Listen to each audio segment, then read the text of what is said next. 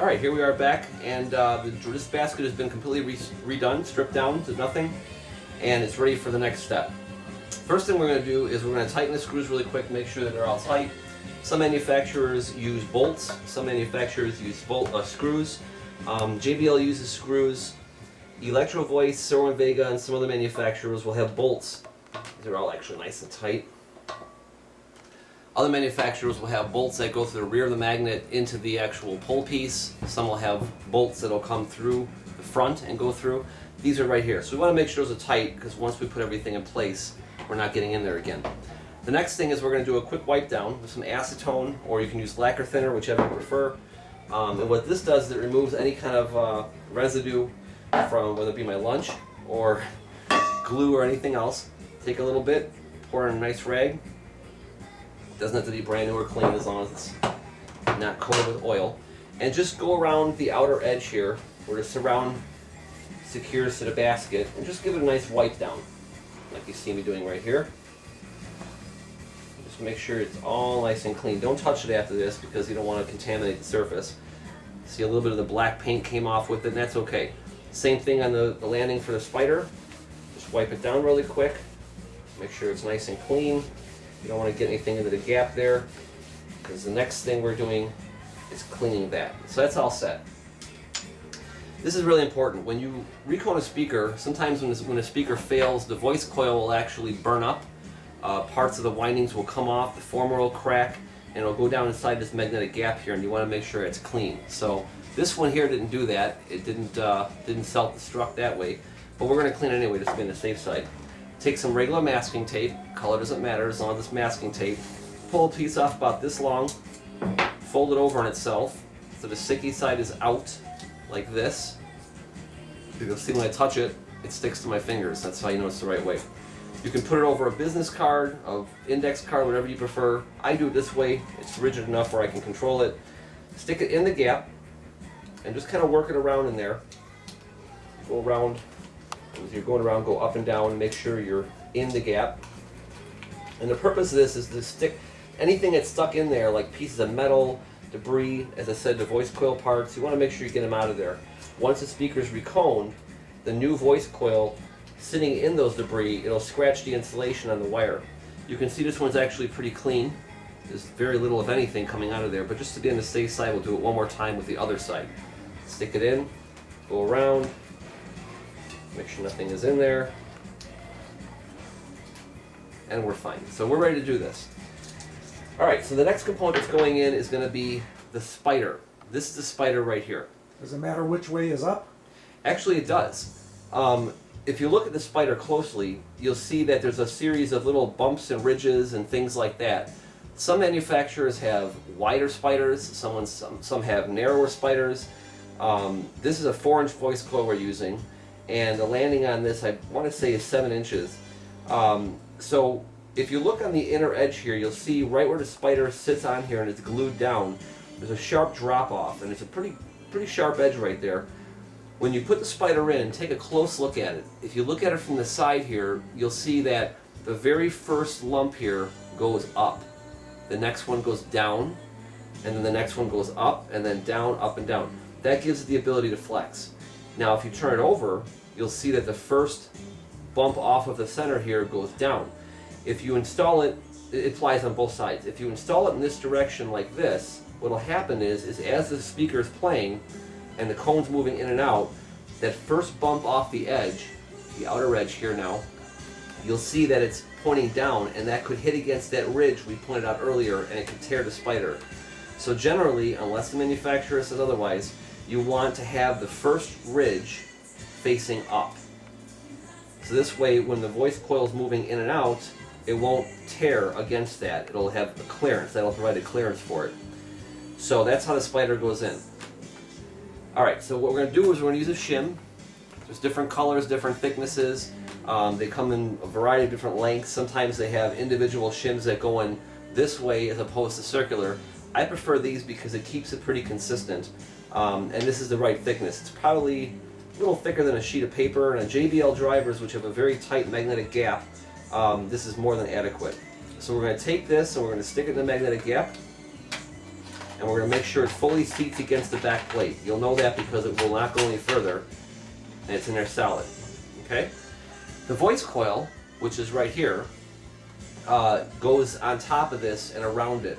Now the reason we use this is because the voice coil has to be perfectly centered in that gap. If it's sticking too far to the sides or in any direction, it'll cause problems. So this shim keeps the voice coil centered.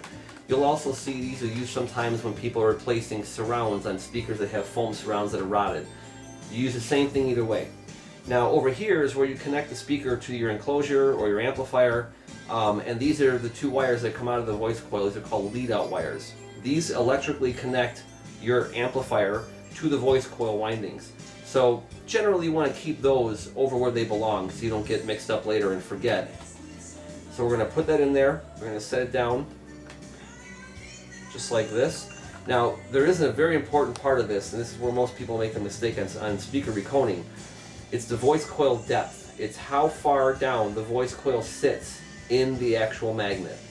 That's really important. If it's too far down, you'll have more positive excursion and less negative because the voice coil is leaving the gap. If it's too far up, you'll have more negative excursion and less positive because, again, the voice coil windings are out of the magnetic gap. The gap is very concentrated right here, and I'm going to show you how to measure that depth. What I generally do is use, in this case, just a regular 5-watt wire-wound resistor, and I'll take one of the leads like this and make sure it's straight. And at the very end of it, I'm going to put a little hook, my fingernail here, just a little hook like a right angle, just like that, nothing special. Make sure the edge is relatively square, you don't want it to be rounded. What I'm going to do with this is I'm going to stick it in here and I'm going to hook it on the bottom of the top plate, which is the outer part right here. This is the center pole piece, the outer part is the top plate. What we're doing here is we're going to get an idea of the thickness of this because that's important for setting the voice coil depth. All different speakers are different. All different voice coils have different winding heights, which is this part right here, how wide it is. Some can be very, very small, like a JBL E110, for example, has one that's less than 1/4 of an inch, where you see my fingernail this way. So this is much longer, so we have to make sure that in the end, this top plate thickness is exactly in the center of this voice coil. If it's too far one way or too far the other way, that's not good. So what we're going to do is we're going to measure that right now, and here's how we do it. You could use, they have devices for this, different depth gauges. This is pretty effective and it works quite well. Take the piece of wire that's bent over, stick it through, and hook it on the bottom of the top plate. Make sure when you do this, you have it pointed this way, so it's pointing outward from the center, so you know you've got a positive lock. Stick it on there, and while it's in that position, just bend over the resistor just like that. And then carefully, without bending the wire, turn it and pull it out. Once you do that, you can see where that piece is at. I'll use something like this and just give it a nice solid bend. And if we look at this closely, you'll see now that that is the thickness of your top plate. From here to here, in between these two bends, that's the thickness. So what we're going to do is when we set this voice coil in here, we're going to make sure that that top plate sits right in the middle of the voice coil, like you see right here. We don't want to have it too far this way or too far that way. We want to have it right in the middle. So while I have the voice coil out, I'm going to take a regular marker, and this will be useful later on, as you'll see. I'm going to put it right in the middle. Doesn't have to be exact science, but we want to have it pretty close.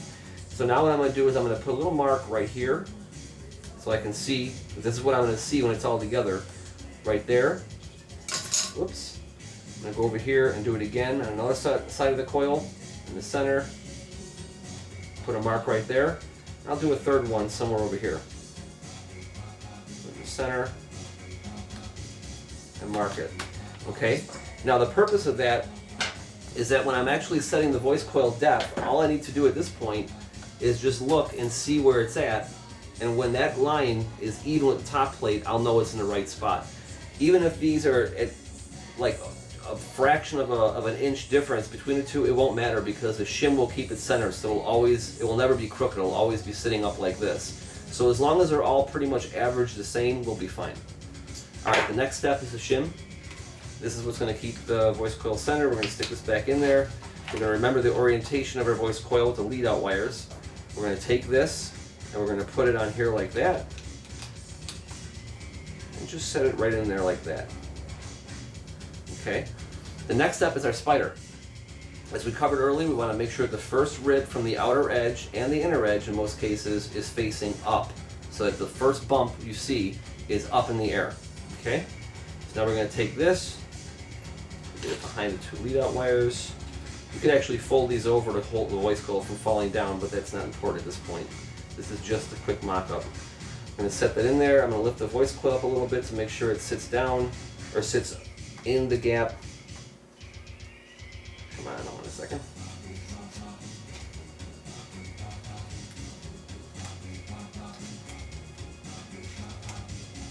Having a little trouble with this. There we go. All right. So what we've done now is we've made sure that the voice coil is centered in here, and then our spider is now centered as well. You'll see it's grabbing onto the voice coil, and that's okay. So what we're doing is making sure that this spider is true. What that means is that it's fully round, it's not oval or has any defects or anything, because once this is glued down, this speaker's assembled, that's it, you can't change it. So if you look at this, you'll see that there's an even space between the edge of the spider, right here. There's an even space all the way around where the basket, the landing is in here. And then you can see that the space between the voice coil former and the spider itself is consistent. There's no gaps, there's no buckles or ripples or anything like that. So this is a quick way to check to make sure your spider is good before you use it. At this point, we're going to remove all this stuff. You'll see right there where it meets the former. That's where the adhesive's going to go later. Pull this out, put that aside for a second. We take this off, just give it a little spin. Now we're going to put our adhesive on. This is an adhesive that I use from a company that I get my recone kits from. They make fantastic aftermarket kits. The same rule applies for factory kits. JBL prefers you to use their kits, although some drivers are no longer supported by them. And a lot of these aftermarket kits are actually outstanding. In fact, a lot of their components are modeled after the original pieces. Press cones, spiders, voice coil windings, everything. I've had very good luck with aftermarket kits from the vendor that I use. Some places are no good. This particular place is exceptional. So we're going to put a bead of glue around the spider landing. It doesn't have to be pretty, just as long as it's a consistent bead going all the way around. And what's going to happen is, when this bead of glue comes into contact with the spider, it'll adhere it. We'll go over here. You don't want to have too much where it spooges all over the sides and makes a big mess. You want just enough to cover about 1/3 of the landing surface. And then when you put the spider down, it'll compress it and spread it out a little bit. So make sure we got a nice bead. I don't know if you can see it because it's clear, but from where I'm standing directly above, a little spot right there if you touch up. Depending on the temperature, it makes a difference how it flows, so you got to just kind of look at it and make sure everything is good. This all looks pretty good. So I'd say this is ready to go. Put a little drop right there. Okay. So put the cap back on so it doesn't dry up. Now we're going to put our shim back in, just like we did a little while ago. Make it a habit to keep the lead-in terminals against your body so you always know where it's at. Just makes it a lot easier when you're orienting everything. So we'll drop that in place. Now we're going to set our voice coil in place. Again, the lead-out wires should always be oriented towards this. Drop that in. Okay, and finally our spider. Now this is important. Remember the ridges. They have to be facing up on the outer edge unless the manufacturer says otherwise. Once this goes in place and that glue cures, this is not coming back out again, so you've got to make sure you have this right. So observe, the outer one, first lump comes up. So I'm going to take this, drop it in here, pull our voice coil up a little bit so it keeps it centered, like that. Sometimes it's a little harder to get in there with your fingers because the coil sits pretty deep. Okay, there we go. That went very well. So what we're going to do now is we're just going to give it a little spin, just a little spin, to make sure that all the glue is fully distributed across the spider. Okay. All right, that takes care of that. Now this is where the stirrers come in play. These are from Starbucks. They're pretty standard stirrers. They're rounded on the end, which kind of makes it hard to get in there. So what I usually do is just take a pair of cutters, cut the end off like this, and make it flat, just like you see there. And what you do with this is you just work it along the edge. You can use that first rib as a guide, and just gently press down and make sure that all the glue is in contact with the spider. And you'll see it'll slowly ooze out the side, and that's okay, it's not a problem. And if you put a lot of glue on there, it'll sometimes weep through the center of the spider's fabric. So in this case, it's just enough. So make sure it's all pressed in place. And then just do a quick visual inspection to make sure there's no spots that are lifting up. And so far everything looks fantastic. Okay? Once this is in place, you let the glue dry, and we come back, and then we're going to install the cone. We're going to adhere the voice coil to the spider, and then we're going to drop the cone in, adhere that to the former as well, the voice coil, and then finally the surround will go on, the gaskets, and a dust cap. But when we come back, we're going to go over the thing with the voice coil height because it's very important, so we'll show that.